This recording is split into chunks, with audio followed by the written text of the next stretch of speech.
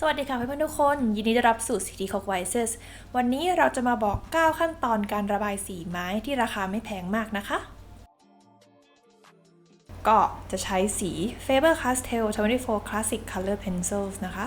ซึ่งก็สามารถหาได้ตามร้านเครื่องเขียนทั่วไปเลยเรามาดูขั้นตอนแรกกัน 1. เราจะตัดเส้นโดยใช้สีไล่ตามแต่ละส่วนของร่างกายนะคะสมมติว่าผมสีฟ้าก็อาจจะตัดเส้นข้างนอกเป็นสีฟ้าเนาะซึ่งเส้นอันนี้เราก็ใช้ปากกาหมึกตัดเส้นของโคปิกระบายนะคะ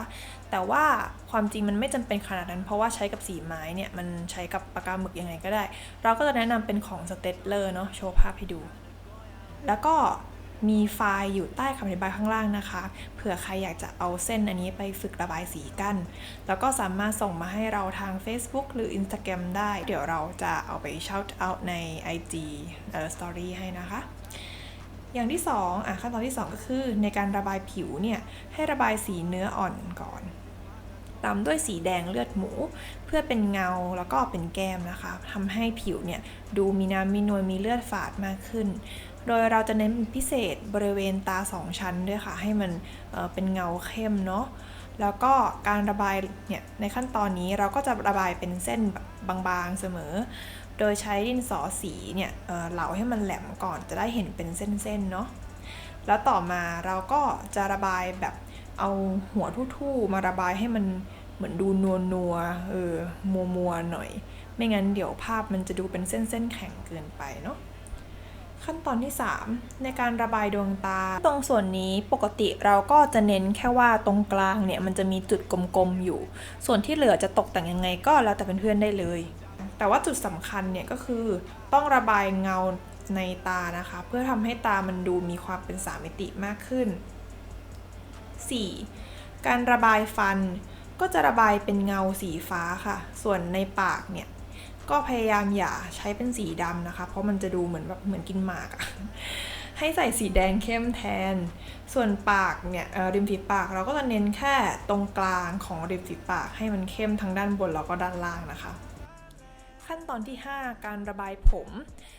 เราก็จะมีหลายวิธีแต่ว่าอันนี้น่าจะง่ายสุดแล้วก็คือเราใช้สีเข้มก่อนเพื่อแยกส่วนที่มันสว่างแล้วก็ส่วนที่มันเข้มนะคะโดยตัวละคร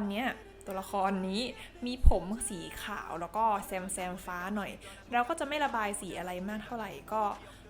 แยกด้วยการใช้สีฟ้าเนาะแยกระหว่างส่วนสว่างกับส่วนเข้มแล้วเราก็แซมสีชมพูเข้าไปซึ่งเป็นสีที่สะท้อนมาจากดอกไม้ข้างบนนะ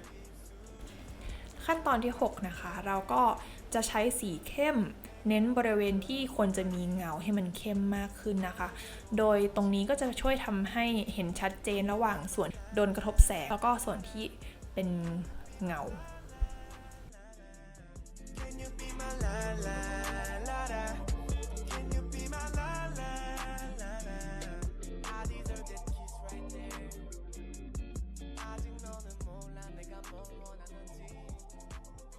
อย่างที่7ก็คือเราจะตบด้วยสีดำนะคะระบายตรงมุมทำให้ภาพเนี่ยมันดูคมชัดมากขึ้น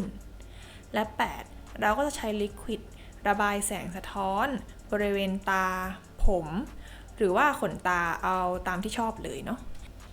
ถ้าใครรู้สึกว่าควบคุมเส้นของลิควิดไม่ค่อยได้เนี่ยก็ใช้ดินสอสีเนี่ยระบายทับเส้นให้มันเล็กลงเนาะก็ไม่ได้ยากเกินไป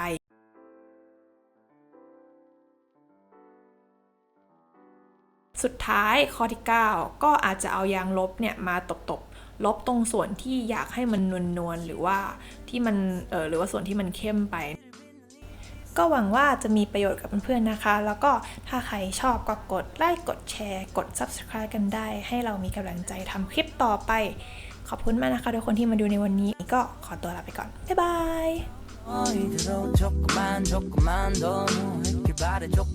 이제는 어디까지 보다 잤지 여기서부터 다시 보면 되겠지